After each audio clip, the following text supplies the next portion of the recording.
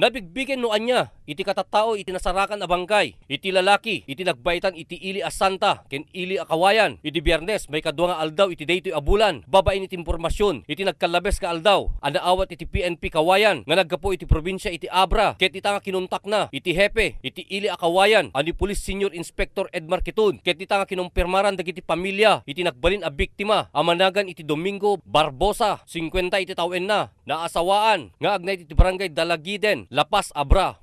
Nga adda dagiti may pasaram, nagaputi Abra, nga bising person dali jay.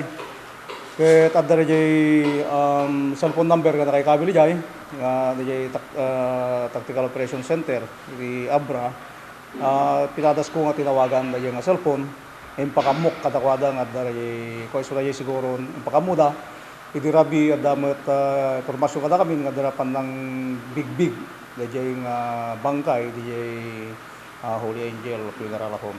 Pinasingit pa tinatakamat ko opisyal ang nagbalin a biktima iti napalabas a Bagyong Mina ni Barbosa adita nga naiyanod ang naisadsad iti nasao nga nagbaitan nga ili na kuna na pingadakkel iti tulong iti tatak ti aking kanigid nga ima na iti biktima nga Manila Boy.